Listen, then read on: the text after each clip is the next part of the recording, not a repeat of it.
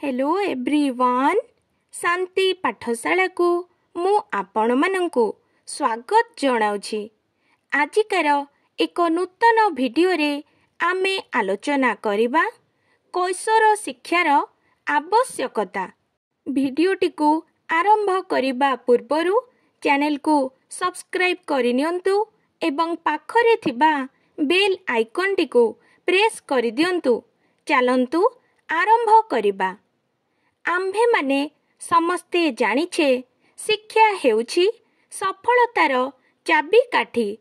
जेउ देशरे जेते शिक्षित से देशर प्रगति सेते समृद्ध।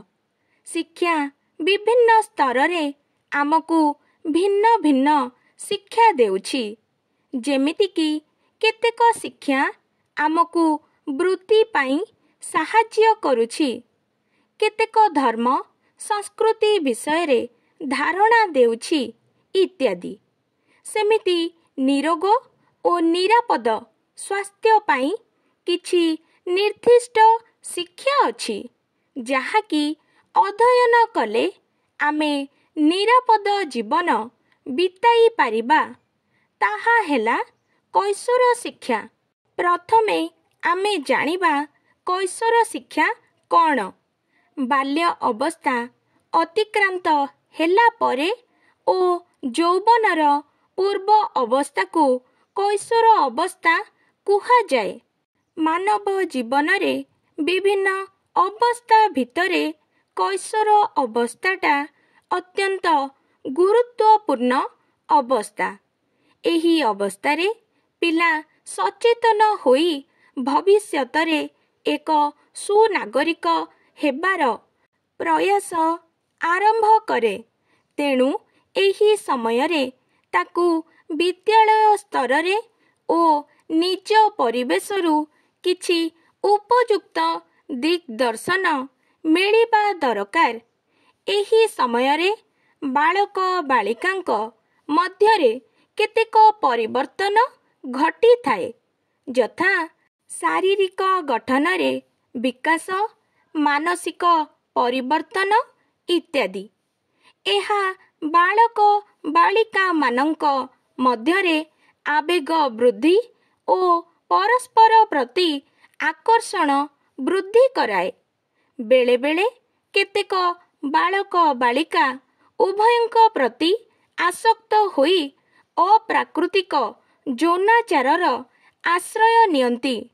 ए प्रकार यौनाचारर फलाफल अति भयावह होई पड़े, जहा द्वारा कि यौन विकार जनित किछि रोग भोगिबा सहित ए जुगर महाव्याधि एड्स रो शिकार होई पड़ंती।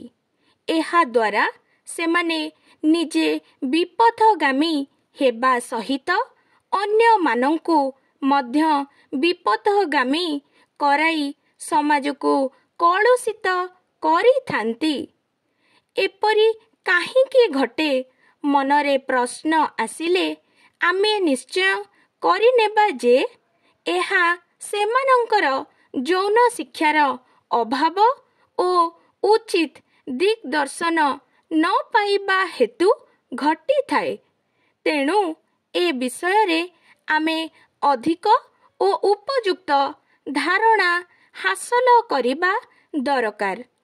तेबे ए विषय रे जानिबाकू हेले केवल सांको साथी बा घरोई परिवेश एथिपाई यथेष्ट नुहे। एहा विज्ञान भली एक उपादेय शिक्षा। एथिरे वैज्ञानिक सत्यता ओ कुपरिणाम विषय रे यथेष्ट उपादेय तथ्य जानिबार अछि। विदेश रे ए शिक्षा प्रति कौनसी प्रतिबंधक नाही, किंतु आम समाज रे एहाकू एक लज्जाकर विषय कही एड़ेई दिया जाउछि। मात्र ए विषय को एड़ेई दियागले परिणाम खूब भयावह हेब। तेणु कैशोर शिक्षार आवश्यकता निश्चित भावरे रहिछि। यौवन अवस्था ସୃଷ୍ଟିରେ ଏକ ପ୍ରାକୃତିକ ନିୟମ।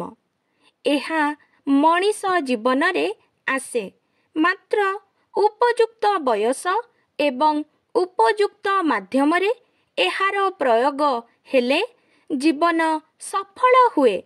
ମାତ୍ର ଅନୁପଯୁକ୍ତ ସମୟରେ ଅନଭିଜ୍ଞ ଭାବରେ ଏହାର କୁପରିଣାମକୁ ବିଚାର ନ କରି ଏହି ଅବସ୍ଥାରେ ଲିପ୍ତ ହେଲେ ବଞ୍ଚିବା ଦୁର୍ବିସହ ହୋଇପଡ଼େ।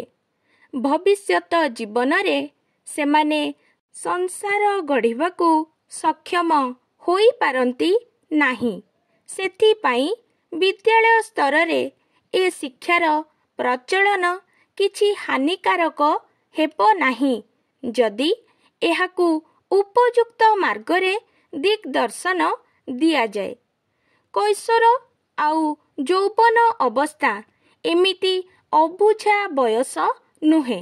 ଅନ୍ୟ ରୋଗ ବିଷୟରେ ଆମେ ଯେପରି ବୁଝୁଛୁ, ତାର ଉପକାର ଅପକାର ବିଷୟରେ ବୁଝି ସତର୍କତା ଅବଲମ୍ବନ କରୁଛୁ, ସେମିତି ଏହା ଗୋଟିଏ ଗୁରୁତ୍ୱପୂର୍ଣ୍ଣ ବିଷୟରେ ଶିକ୍ଷା। ଏଥିପାଇଁ ବିଦ୍ୟାର୍ଥୀ ନିଜେ ସଂଯମତା ରକ୍ଷା କରି ଏହାର କୁପରିଣାମ ବିଷୟରେ ସଚେତନ ରହିବା ଦରକାର।